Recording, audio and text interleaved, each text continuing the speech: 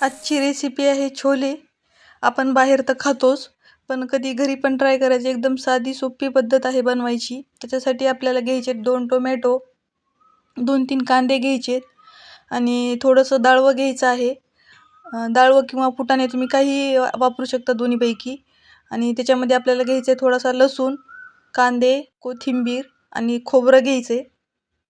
खूप कमी साहित्य लागणार आहे आपल्याला, जास्त काही घ्यायची गरज नाही आहे. आणि हे साहित्य आपल्या घरात नेहमी असतं, त्याच्यामुळे बाहेरून काही आणायची गरज नाही आणि लवकर झटपट रेसिपी होते, खूप वेळ पण लागत नाही. तर आता एवढं सगळं साहित्य आहे, आपल्याला आता हे सगळं परतून घ्यायचं आहे.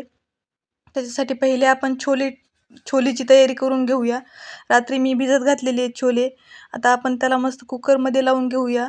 कुकरमध्ये 3 ते 4 शिट्ट्या होऊ द्यायच्या. 4 किंवा 5 झाल्या तरी चालतात. शिट्ट्या होऊस तर आपण आता मसाल्याची तयारी करून घेऊया. पहिले खोबरं आणि डाळवं हे छान परतून घ्यायचं.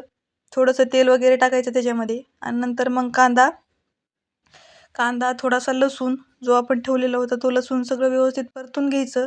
नंतर टोमॅटो ॲड करायचा. हे वाटण जास्त आपल्याला काळं नाही होऊ द्यायचे, म्हणजे आपण जसं रेग्युलर वाटण करतो तसं नाही करायचे. थोडंसं मीडियमच ठेवायचं. थोडंसं लाल होऊ द्यायचं आणि आपलं टोमॅटो छान परतून घ्यायचं. टोमॅटो नरम झालं की मग आपल्याला ते वाटण मिक्सरमधून काढून घ्यायचे.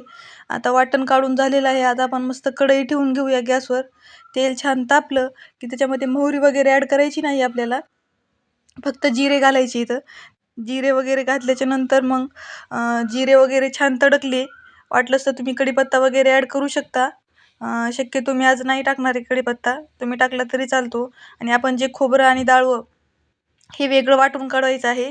ते पहिले तेलात घालून घ्यायचं आणि ते छान परतून घ्यायचं. त्याला छान तेल सुटल्याच्या नंतर मग आपण जो कांदा आणि टोमॅटो आणि लसूण करून जो वाटण करून घेतलेलं आहे ते वाटण त्याच्यामध्ये ॲड करायचे. मग त्याला छान परतून घ्यायचं. छान पहिलेच तेल सुटलेलं आहे, आज काही तेल सुटायची वाट बघायची गरज नाही आहे, कारण आपण खोबरं हे व्यवस्थित भाजून घेतलेलं आहे म्हणून भाजीला छान तेल सुटलेलं आहे. मग आता त्याच्यामध्ये आपण ॲड करायचं आहे कांदा मसाला घालायचा आहे. कांदा मसाला शक्यतो मी प्रत्येक भाजीत वापरते. आणि थोडीशी हळद घालायची आणि थोडंसं लाल तिखट घालायचं आहे. आणि तुम्हाला हवे असेल तर तुम्ही छोले मसाला वगैरे घालू शकता. मी नाही घालणार आहे, साधं सोपंच बनवणार आहे. त्यामध्ये थोडंसं मीठ घालायचे चवीनुसार.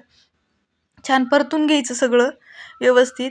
मसाला वगैरे फ्राय झालेला आहे, छान भाजलेला आहे. मग आता त्याच्यामध्ये आपण जे छोले शिजवून घेतलेले आहेत ते छोले ॲड करायचे.